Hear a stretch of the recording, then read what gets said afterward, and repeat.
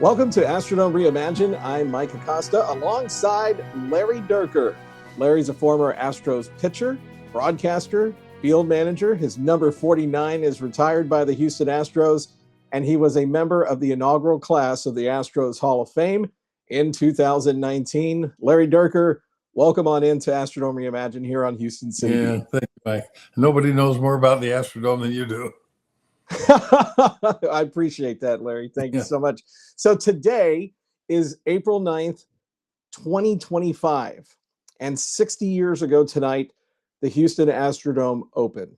And through this series of interviews that we're doing, we are sharing stories of people who either were there as fans, as players, as employees, to look at this legacy of a great landmark, a great facility. I like to call it Houston's living room for all these years. So April 9th, 1965, you're there. It's the first game for the Houston Astros. The team was called the Colt 45s from 1962 to 64. You already started as the Houston Astros in spring training. You've come back to Houston. It's going to be an exhibition game against the New York Yankees. And it's like glitz and glamour. It's like a big show business event in Houston. Take me back to that night. Well, the night before, when we came back from spring training, we arrived after dark, and we drove on the team bus from Hobby Airport to the Astrodome. The year before, you could see the structure, the skeleton, so to speak, of the Astrodome, but you didn't see it with the sides and the top completed. And so when we drove up, the top was it was lit up. You could tell that the lights were on inside, and the bus stopped, and we walked into the stadium, and everybody started walking out toward the seats to see what it looked like, bypassing the door to go into the locker room and put the uniform on. And well, actually not that, because this was the night before. Anyway, we walked out and looked at it was just majestic. It was almost, it's hard to describe. I said it seemed like I'd walked into the next century, and ironically, when we got to the next century, I was the manager of the team. So I was there like bookends from start to finish. And the first night, April 9th, with the Yankees, where there was a certain feeling of awe, there wasn't the energy that the fans brought. And of course, among the fans were many celebrities. You could probably name them. Well, you had the president of the United States, Lyndon Johnson, was there. Yeah. And Texas Governor John Connolly was there. And he threw out the first pitch, and LBJ was in the private box up there with Roy Hoffines in right field.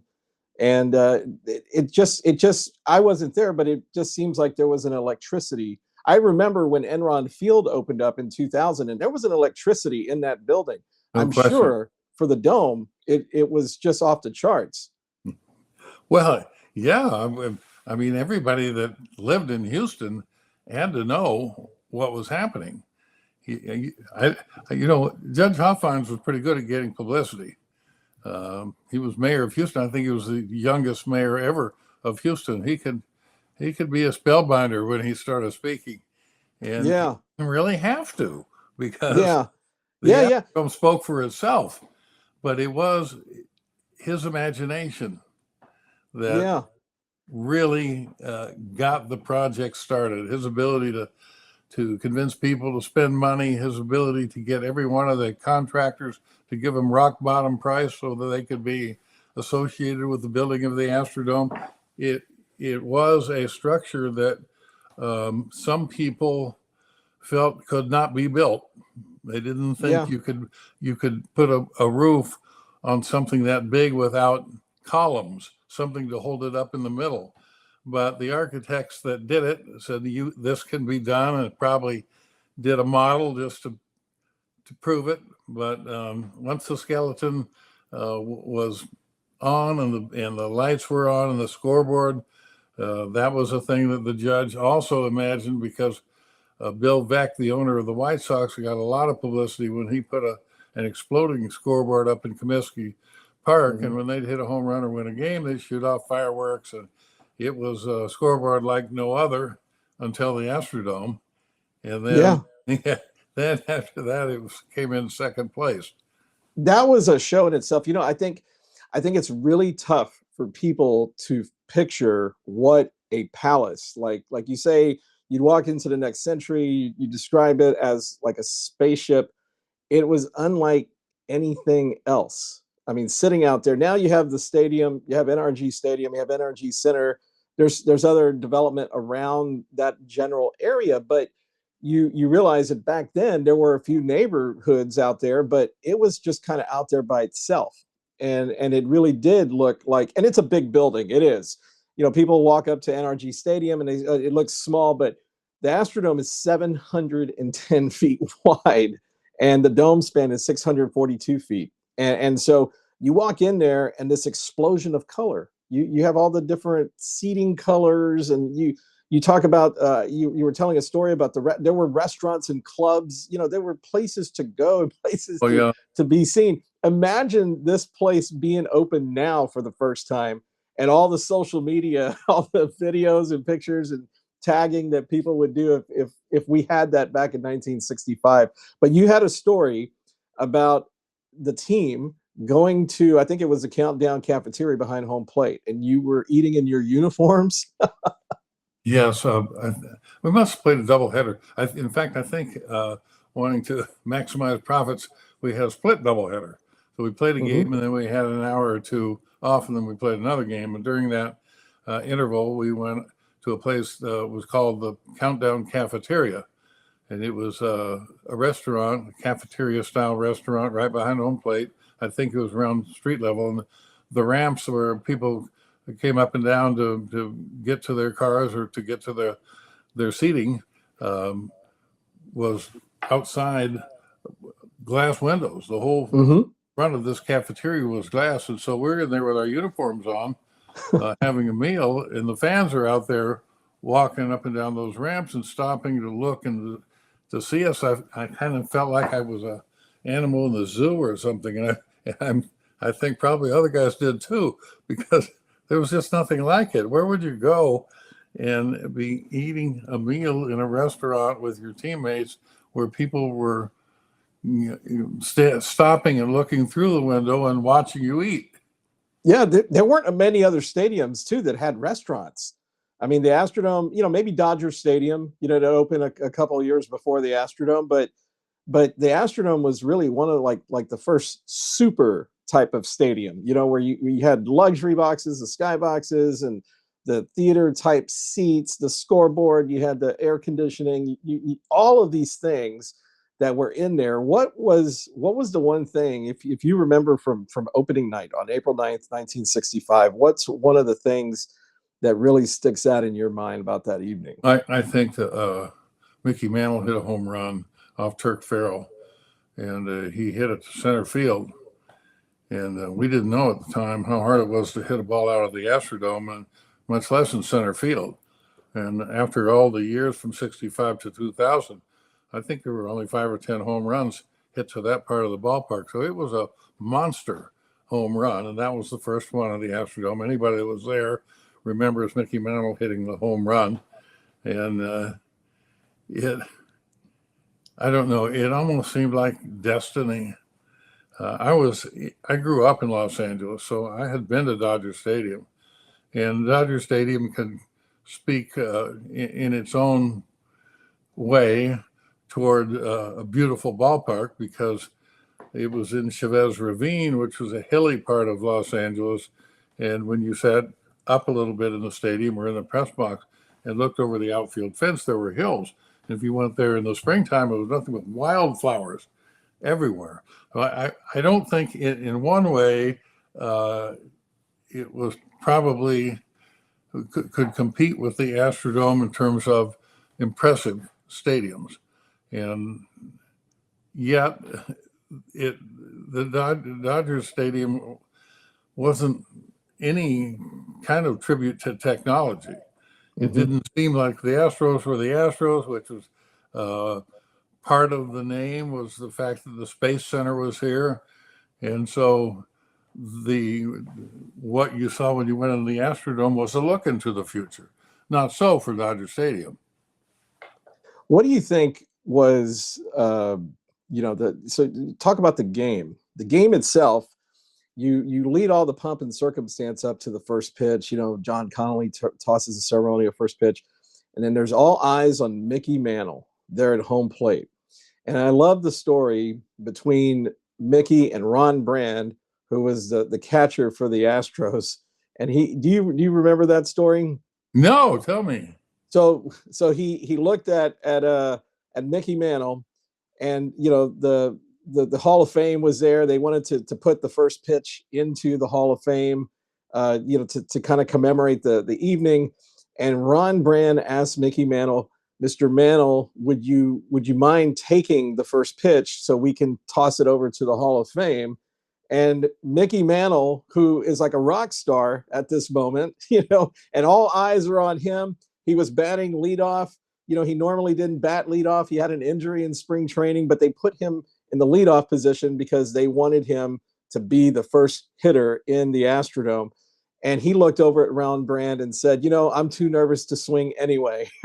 So I think that type of impact, that type of quote, and that's something that I heard Ron, he's shared it a lot of times. He actually mentioned it to me one time in person too.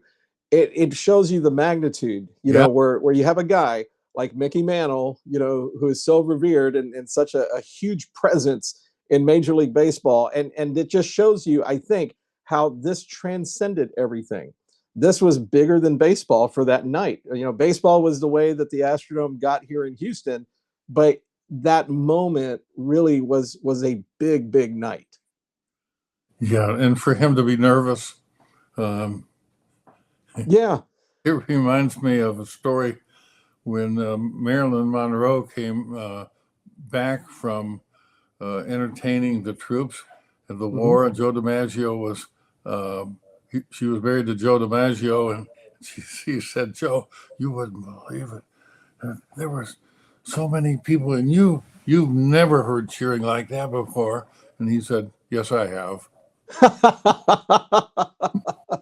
Oh, yeah. Another deadpan statement that you might not have heard was one of our pitchers, Jim Owens. I don't know if he said it to me or others were around, but he said, well, it's not much, but we like to call it home. Yeah. So, do you recall? So, there's also another interesting story about that opening night. Hal Woodashik, who was a teammate of yours there, he left his family at home. He told him not to come out to the game. And I've actually talked to his daughter a long time ago. She verified this to me. He told them, this. So you have to also realize, so again, this is so impactful. This is the first of many, many crowds to go into the Astrodome. It's this first of a kind, broke barriers in engineering and all of these other fantastic things. There were some people who really felt whether or not is it safe to go inside once you put a crowd of over 45,000 people in it, and they start to weigh down the structure. And so he actually left his family at home that night. And she told me that was true. Now, what was the chatter amongst the players? Do you recall anything special, or was it just, business as usual? Let's go out there and play. Whoever that was he thinking that the stadium might cave in with all the people? That was the general thought that, Hal Woodashik thought, hey, we've never had a structure like this before. What if? I think it was just this big what if, what happens when you put this many people in the Astrodome for the first time, a building that's never been built like this before. Does the engineering really work? And of course it did. The home run spectacular in the Astrodome was probably, one of the things that for me as a kid, it was one of the things that attracted me to the games in the Dome because of what it looked like. But describe to us what your first impressions were when you saw that scoreboard erupt with a home run. The first time I saw it was that night before the game when we all walked in the stadium coming from spring training and walked out there. They set it off. Well, it was spectacular. I don't know how many it was. It went all the way from left center field to right center field. Yeah. To begin with, and the scoreboard in the middle that actually put up the innings and the score and all the information was only a part of it, because that wall contained all of these lights. I don't know how many lights, you probably do, but when they set out that display, I could just imagine the judge up in his suite, Hofheinz, who was the inspiration of all these things. Yeah. He was probably thinking, yeah, well, this is a little bit better than Comiskey Park. Yeah. Comiskey Park, where the White Sox played. Yeah. And, Bill Veeck was the owner of the team at one time, and he put up a scoreboard that would shoot off fireworks. And it was until the Astrodome. I mean, it was amazing. People were just thrilled by that. Yeah. The Astrodome display was much larger. It was huge. It was 474 feet wide, more than 4 stories tall, 1,200 miles of wiring, and like over 50,000 light bulbs just flashing off. We're not talking about video boards like what you see today. The scoreboards are mainly video boards, and they kind of recreate graphics that look like light bulbs. But this was something like all the light bulbs were positioned to where you saw what looked like the Astrodome with a home run flying out. You saw the steers with this fire breathing and all of that stuff. Was it a lady or a man that was riding the horse and twirling the lariat? Yeah, they had a cowboy riding the horse trying to rope a steer. I mean, it was oversized Texas at its best. The eyes of Texas were playing in the background with the sound effects, and so it was. There was one story too, and one more question that I want to ask you. When they were designing the Fair Play Scoreboard Company they were out of Des Moines, Iowa, and when they were designing that scoreboard, supposedly they brought the original design to Judge Hofheinz, and he said vanilla, and they looked at him and said, "What do you mean?" He goes, "Well, I ordered strawberry, and you brought me vanilla." And that's when they decided, okay, we need to add this home run spectacular. We don't want just a regular big scoreboard. We want something that's really going to be mind-blowing, and that's something that people are going to remember when they come to the Astrodome, a signature of the Astrodome. And I think they got it. One thing that I want to... the absolute opposite of vanilla. Yes. Very, very much opposite. One last thing, I want to mention the duo of Judge Roy Hofheinz and Ari Bob Smith. In your mind, if those men had not been involved with the effort to bring Major League Baseball, what kind of impact do you think it would have had on baseball, if we didn't have the Astrodome open up that night in 1965?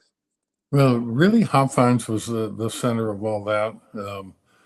He was the one with the creative mind, the one that could imagine an Astrodome. I don't know about Ari Bob Smith. He was the wealthier of the two. And I know at one point, a few years later, they had a falling out. And Bob Smith said, look, if you come up with X amount of money by some certain time, you can buy me out. If you don't come up with the money, I'll buy you out for the same amount of money. And so the Hofheinz ended up to be the sole owner. And in a way that was good, because he was the one that imagined everything. And a lot of the people that worked with him in business in Houston were also behind the scenes doing a lot of the deals and working with the league office and all that stuff. But Hofheinz was the guy that really was the face of the building in terms of his imagination. However, the other side of that, from my point of view, is that he got to the point where he was so proud of the Astrodome that he forgot about the team. And so I heard about that. A lot of players felt like all he cares about is the building. What about us? Yeah. Well, we had that much to complain about anyway. But if Ari Bob Smith had been the owner, we would have had a different general manager. The guy that really built the team in terms of the players was Paul Richards, and he was a baseball guy. And he had assembled young players that were beyond any other team in baseball. And I think if we had matured together, that we would have been a better team starting in the early 70s, and that would have changed everything. Yeah. So, when you let go of guys like Joe Morgan and Rusty Staub and Mike Cuellar and don't get much in return, nothing good is going to come of that.